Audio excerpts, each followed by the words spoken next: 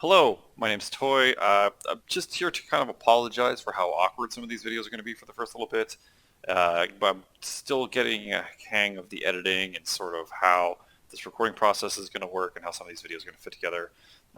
So just kind of bear with me here as I cut back to another video. It kind of like jumps between stuff. I'm just trying to make sure the information's there and figure out how I can do this without having to like try and record a whole chunk flawlessly the first time I get the information in there. So if it feels choppy, I'm sorry. It's kind of how things are going to go for a bit. Um, Bear with the technical difficulties as I get better at this process. So yeah, cool. Enjoy the video. Okay, so today what we're going to be talking about is multi-simpling.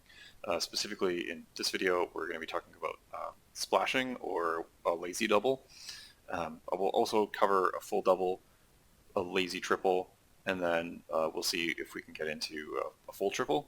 And at least what I want to do is cover how they're built.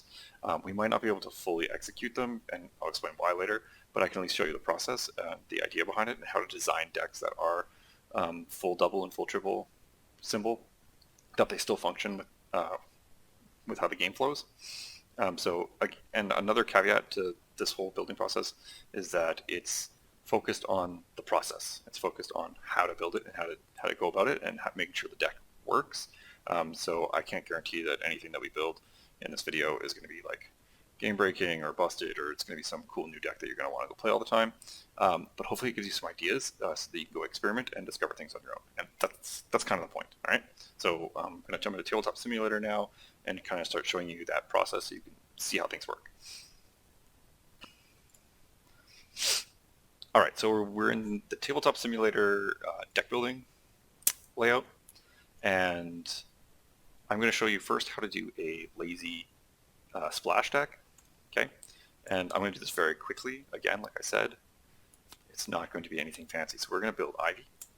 If you don't know what she does, she is all evil life. Twice per turn, you can enhance to lose vitality, reveal the top card of your deck, and then you can remove it and put the top card of your discard pile on top of the deck instead.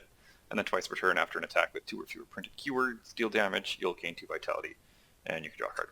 Okay, so like I said, I don't really care what's in the deck. I'm going to build an all deck, and we're going to splash in probably life or evil because they're the easy splashes. Actually, let's just do this right now. We'll do life because revoke is life and evil, and that's easy. And then we can also grab from, I believe it's Red Horizon. It's living in. Search, hunt. These guys. Okay. So this is going to give us some enhanced negation, and this is going to let us snipe foundations. Okay, so these both share life, so life is going to be our splash. And the reason why it's called splash is because both of these cards remove themselves from the card pool after doing their job. So we're going to have both of these, and I'm going to put the splash stuff over here, and we're going to run 2 of each. Okay. So normally when you put these cards in a mono symbol deck, that's on symbol, you run 4 copies of them, or 3 or 4. In a dual symbol or a splash environment, I usually only run 2 of something, or 1, just to prevent myself from clogging on them in situations where I need to block to stay alive. So then we're going to go up here. It doesn't really matter what we're grabbing for everything else, so I'm just going to go search in here. I'm going to grab a few things, and I'll explain how it works later. I'm not, so let's just grab, sure, we're going to grab I'll Save Humanity because I don't care, and we'll grab from Signs of Love. We'll pretend like those are our finishers. Again, I don't care anything about what the actual cards do right now, other than what symbols are on them and that they're attacks. Because we're learning about the process, so bear with me. Just follow along. We'll grab a Ghost Thief Funeral, because that's on all. And then we're going to go down to Ivy's junk. Where's Ivy's stuff? Find your stuff. Oh my gosh. I'm going to edit out some of this awkward moment stuff here. I know it's in here. There it is. Oh, it's all the bottom. So we're going to grab Wind Embrace. And we're also going to grab Build to Throw. Excellent. Okay. So this is going to be our attack lineup. 5. And you know what? Let's grab one more. I'm done here. Search. We're also going to grab Crystal. Okay, cool. To top it all off, I'm also going to grab Templar. And I'll explain all these choices in a hot minute here. Okay, so I've got my attack lineup. I've got a technical block. I've got my splash cards. And then I just need foundations to fill it in. It honestly does not matter what foundations those are going to be in the slightest. So let's just go. I think the Riot starter deck has just tons of all stuff. Yeah, this is all stuff. So let's just like, we'll just grab all this junk. 3, 4, 5, 6, 7, 8. Then we'll grab 2 of what's her faces. And they're at the bottom, like I know that now. This guy.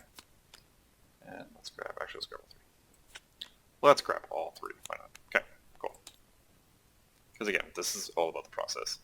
So we have attacks over here. This here, this here, this here. This is all going to be filler.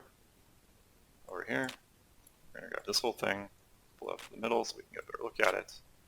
Fix some of this junk. Get rid of that. Zoom in a little bit. There we go. Okay, so now we're looking at all this. So we've got mono symbol, mono symbol, mono symbol. These 3 are all dual symbols, and I'll explain why. These are my dual symbols. These are all mono. This is dual symbol. These are mono, and they're our splash. Okay, hi, it's Kevin in another shirt again.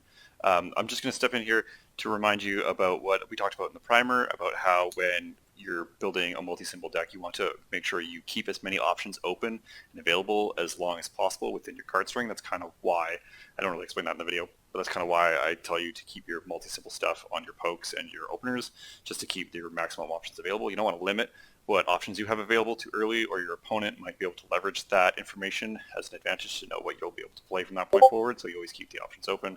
It gives you more ability to react to the situation or to what your opponent's doing and so on and so forth. So yeah, you're just keeping those options open until a point where you need to limit them to specific symbols. Okay, cool. Okay, back to the other video. Okay, so when you're building a deck that wants to utilize splash, it's very important that your poke attacks, your opener attacks, and your utility blocks all share the symbol that you're planning on splashing. Okay? The reason being is so that if you're playing an attack string, the card that I'm most likely to poke with in this deck is going to be Wind Embrace, because it's a throw weapon. It lets me draw cards off Ivy. It lets me gain lots of life. It's a throw, so it's going to get me chip damage in. It's going to generate me momentum, all that fun stuff. And then, because it shares life, I can revoke things, right? I can still use revoke with it. So if people are trying to play things that are going to negate the throw effect of it, I can use revoke to cancel it or whatever. Additionally, I can hunt in my card pool and then play this to pull down the hunt to get that effect off, and then I can finish the chain off on all, and that still works, right? You following along? The reason why your technical blocks are on symbol is because if my opponent attacks me and I'm going to block with something like a Templar and I draw 2 cards and I draw into a revoke, I still want to be able to play that, right? And or if I end up with something that I'm very highly likely to keep in my hand to defend with, I still want to be able to play my my negating actions or be able to play other blocks if I have to. Because again, it just depends on the situation, game flow. But Templar will always chain into everything in my deck, but you also want it to be able to chain into these things because, again, this is very likely to be stuck in your hand as a block. So you never want to get caught only having like a hunt in your hand and then not being able to chain to other things or whatever, which it isn't. But that's just about the game flow side of things, right? So anything that you're for sure going to have in your hand, you want those to be dual symbols, right? Otherwise, you can force things out however you want. Which is also the reason why Guilty Throne has dual symbols, and why the reversal that I put into our deck as well, for Splat, also has dual symbols. So that if I block with something, like with one of these, boop, boop, boop, or I block with one of this, or again, I can block with Templar, reversal for splat, and still be able to revoke and or whatever else I need to do, right? And or you can block with Hunt for Spiders, play the splat, and then trigger the Hunt for Spiders off the reversal this time, and then do the junk, and do all the junk, and then I'm back onto all chain. Does that make sense? Cool? Cool? Okay, so this is the process. So then what I would do at this point, the attacks are lined up. These are all my dual symbols. I would run at least 2 of these. At least. That gives me 6 options. It doesn't matter what the rest of your deck is going to be. Who cares? That's not the point, right? The point is that you can fill in your foundation line however you want to fill in your foundation line. I don't care. You run as many Templars as you like to run. Personally, when I build these decks, I err on the side of overdoing it in the beginning, and I'll often run either 3s or 4s of lots of the stuff that has 3 symbols, just until I get a feel of how the deck's going to go, right? Your splat's a good utility attack anyways, and then things like this that are going to kill, or whatever it is, you just kind of fill up the deck as you go. Make sense? Does this all make sense? Except for this horrible mess of a foundation section that I just made, right? Yeah, so that's it. So that's how you're going to build decks for splashing. So remember, the important rules are your pokes, your openers, and your primary defensive pieces that you're going to block with from hand or use from hand should share symbols with whatever your splash is, just to prevent you from being in that situation where you can get pushed and you don't have the ability to defend yourself. And then also so that it goes with the flow of your attack lineup. Cool? Cool. So hopefully this helped you learn how to splash. In the next video, we'll be talking about how to do a pure dual symbol deck, and I will talk to you then. Cool. Until next time, this was Toy.